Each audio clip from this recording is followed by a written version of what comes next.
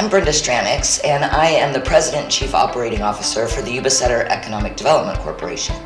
We're a private, nonprofit 501c3 that serves both Yuba and Sutter counties and the businesses within those counties. So in the midst of the COVID announcements that were coming out of the federal and state levels and then at the county level, both counties, Yuba and Sutter, determined that there was a need to provide some additional assistance to our local business owners. And we knew the SBA was coming out with some funding, but felt that that might be a little longer process for them and maybe a little more difficult. So both counties committed $250,000 each to put toward small business loans. The program is called the Small Business Emergency Economic Relief Program, meaning that business owners didn't have an onerous application.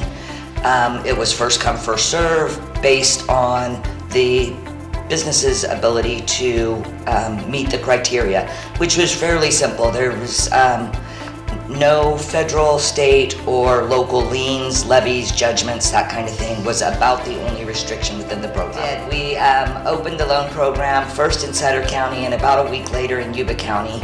We were able to fund about 35% of the 80 applications that we received, which resulted in 28 total loans, 14 in each county, coincidentally. Those loans or those businesses represent 301, to be exact, full-time equivalent jobs, $39 million in annual gross revenue, and $10 million in annual payroll. So it's significant assistance to some of our employers that are providing jobs for our local workforce. The terms of the loan are 0% interest.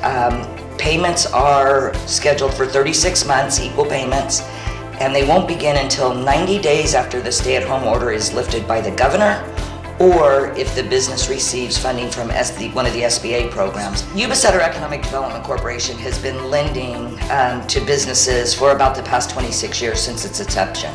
So we're familiar with the loan process. This was a little different in that the criteria was much more simple for our local businesses.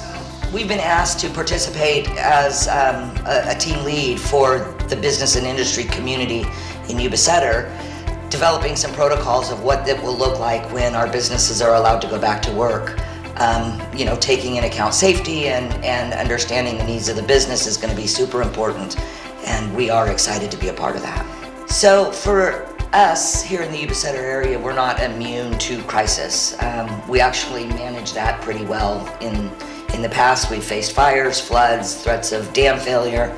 I'm confident that our businesses, if given a little bit of support, both financial support as well as support from the community, we will come out of this and we'll be stronger and better for it.